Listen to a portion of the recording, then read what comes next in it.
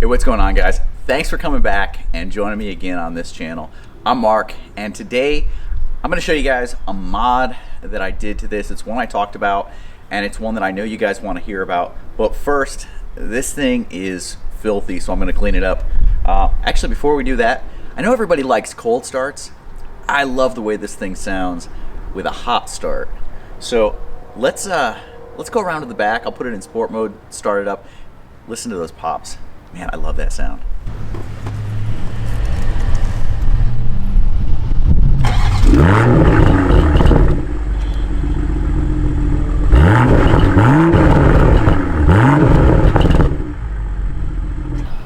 And you can see she is dirty. A week of driving it to work, and then it rained yesterday.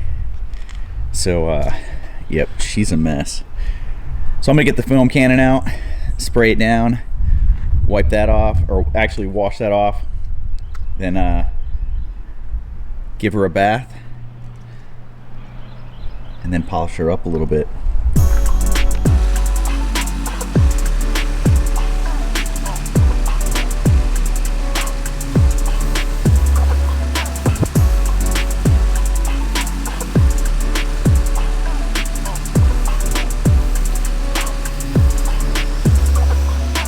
And with that graphene coating on there, even just spraying it down with the foam cannon and then rinsing it off, the water's just sheeting off of it. It looks great, but now we're gonna actually give it a bath.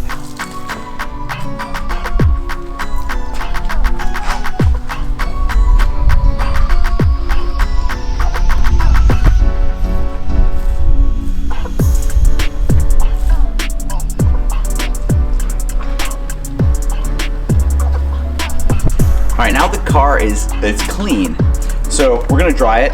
I've got my microfiber towel and I've got my graphene detail spray, so I'm gonna give it a light mist while it's wet and then dry it with this, and then afterwards I'm gonna use a dry microfiber towel and just kind of buff it just to get that polish, that shine to really pop. So that's what I'm gonna do now.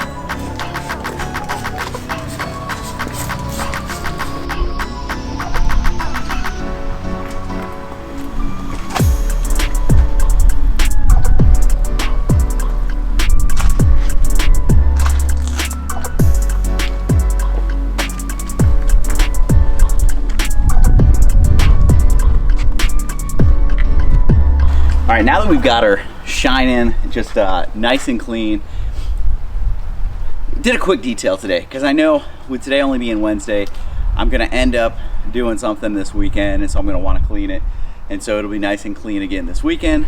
So what did I do?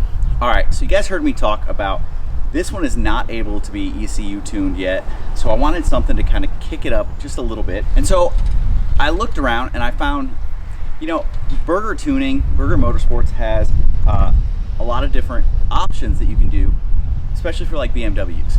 And since this is a BMW platform, the B58, makes sense that they'd have something that would work well. So what I did was, I was thinking about the JB4, but I wasn't sure I wanted to spend that much money. It's around $700 when you get the electronic wastegate, the Bluetooth phone adapter, and all of that stuff.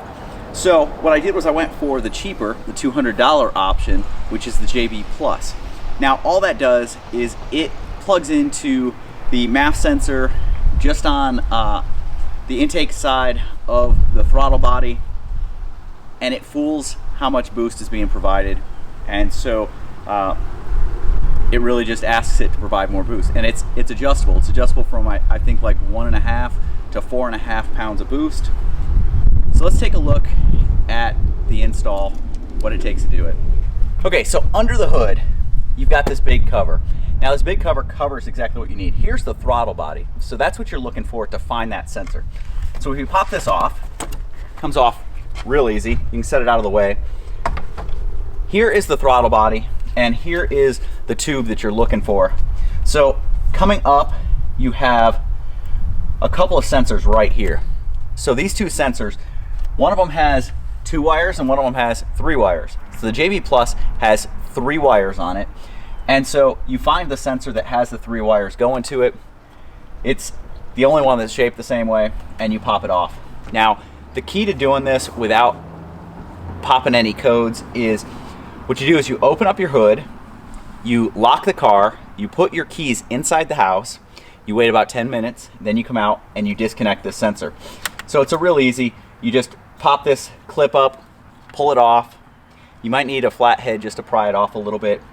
And then the JB Plus is actually just one connection. It connects where it was and it connects to what was going into it. So it connects to the sensor, and then the plug that went to that sensor connects on the other side. And so it's just a piggyback in between those two pieces. Now if you open this up, it's got two Phillips head screws. Open that up and inside there's a dial. And that dial allows you to adjust the boost. So when I first installed this, I had it set, it comes stock. The way that it comes out of the factory is set at the 3 o'clock position, which I believe is about 3.5 pounds of boost. I actually turned it up to 4, and I noticed there was a little bit of a delay. Now, that could have been due to a few different things. Went out on a road trip, had to use some 91 gas. 93 is really what's preferred when you're using this with anything above the default setting. So I had it turned up, had a mix of 91 and 93 in there. Plus, I hadn't driven it a lot to let it adjust to it and learn it. So after a couple of days like that, I went and filled up full 93.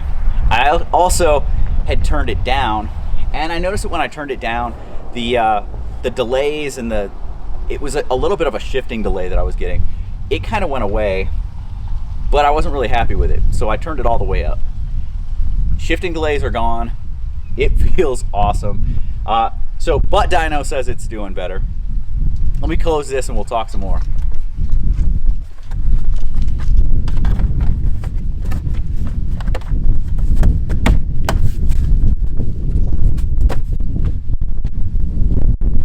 All right, so like I was saying, the Butt Dyno says that it's got more power. It definitely spins the wheels a little bit easier. Now, I've tried to do some 0-60 runs, and I'm getting a little bit better time, but not tremendously better. And it's actually higher than it's like if I was doing a 20 to 80 or a 20 to 100 run, I think that's where I'd see the big differences from stock to what it was. I think I was running about 3.8 to 3.9. And I've got 285, so I've got a little bit wider than stock tire on there. I was running like 3.8s, I believe, stock. I'll have to go back and look at the numbers, but I think it was like a 383 that I ran stock with these bigger tires. But I still had a little bit of wheel spin there as well. With it now, using launch control, I spin the hell out of those tires, and I'm like 3.7, like 3.69, 3.7 is about what I'm hitting pretty regularly. All right, let's get the launch control. Launch control's active.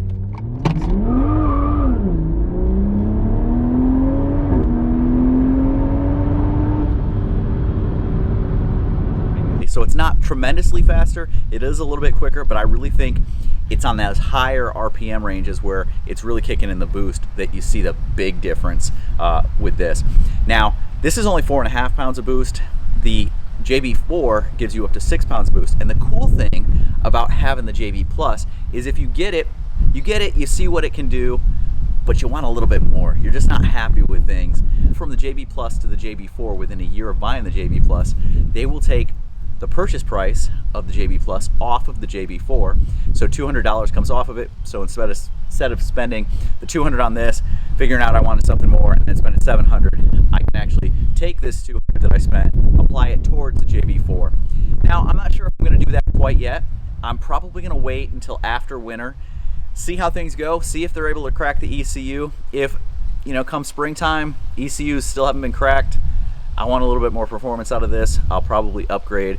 It's still within that year, send this one back and get the JB4. But for now, I daily drive this car, do about 25 miles each way to work, and I just enjoy the stoplight to stoplight, the having fun out on the highway, just nailing it and getting this thing up. So, hey, it livens it up. It's something I enjoy. So if you guys are interested in something, if you don't have a cracked ECU, like it can't be cracked, or you don't want to worry about your warranty being voided, this is one way to probably get around that, and it is literally a 30-second install. Pop open the hood, pull off that cover, disconnect one plug, plug one end into that, plug one into the sensor, and you're done. That's it. All right, guys, hope you enjoyed this. If you have any questions, any comments, leave them down below. I appreciate you guys coming and checking back out on this channel. If you like it, give it a like, give it a thumbs up. Go down there, hit that subscribe button, and I appreciate it. We'll be back with more. This is going to be fun. Let's see what else we can do to this thing.